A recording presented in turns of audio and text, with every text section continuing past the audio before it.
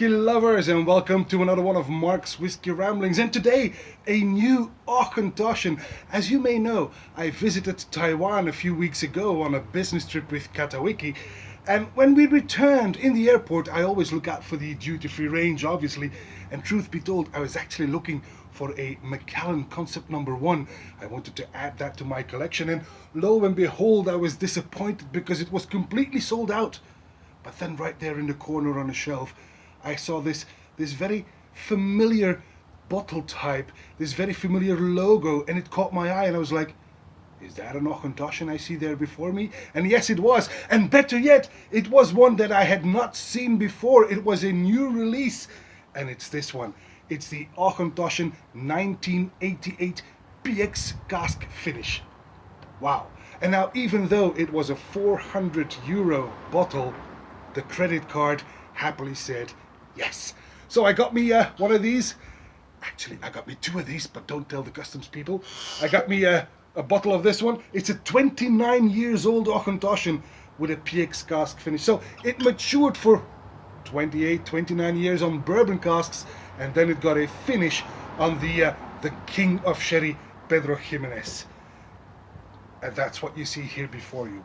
And as you can see, it's got this beautiful, it's a deep bronze, amber to deep bronze color, beautiful color, and I can already smell it.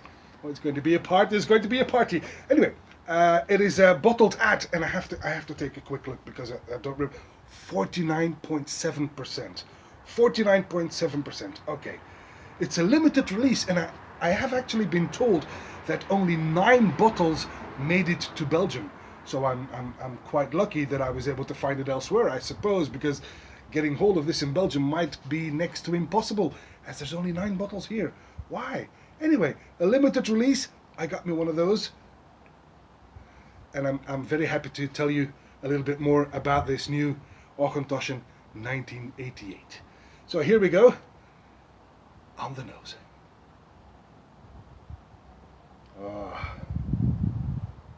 Now that is what I call the best of both worlds. You've got the bourbon influences, but also the sherry influences. Oh, it's the best of both worlds because I get some creamy notes of butterscotch, some white fruit and citrus, blood oranges. But on the other hand, there's also apricots. There's a bit of cinnamon in there. Red fruit, cherries.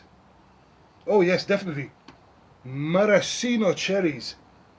Oh, and some caramel. It's quite rich. But neither the bourbon nor the sherry influence is dominating. They really go hand in hand here. Oh, quite lovely actually.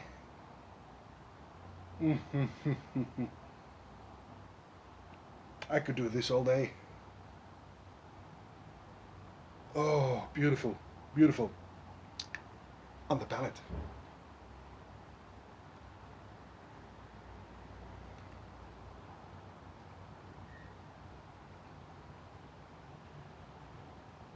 Beautifully oily. Perfect drinking strength. Spicy now. Again, for a moment there, I felt like it was a bourbon, and then all of a sudden there's this explosion of red fruit, cherries again, lots of cherries, some marzipan I get as well, caramel. So it goes back and forth between bourbon notes, sherry notes, but again, neither of they're not dominating at all. They're really, it's a beautiful symphony of, this is a delight, a delight. Okay, truth be told, I might be a bit prejudiced, maybe? No shit, Sherlock. Okay, truth be told, yes, I am the Toshan Man, so whenever I find a new Auchentoshan, I'm in heaven. But when you taste this, and you find out that it's not just a new Auchentoshan that you discover, but it's actually an Auchentoshan that is this good, well, please, pretty please, join me in just a tiny wee bit of a happy dance. Right. Oh, the finish. We mustn't forget the finish. Here we go.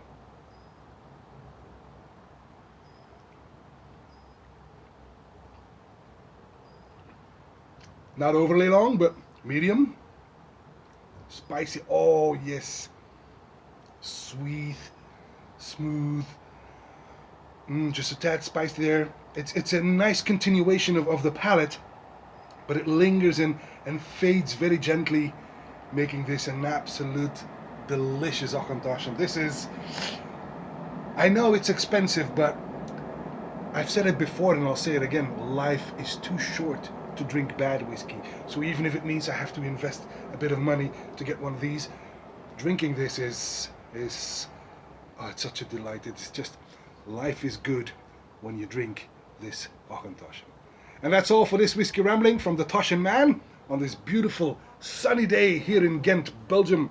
And it's not even March yet, so but spring is already in the air, and that is the perfect timing to sip this type of lovely whiskey. And that's all for this whiskey rambling, and I hope to see you at one of Mark's whiskey ramblings real soon. And until then, may the malt be with you. Bye bye.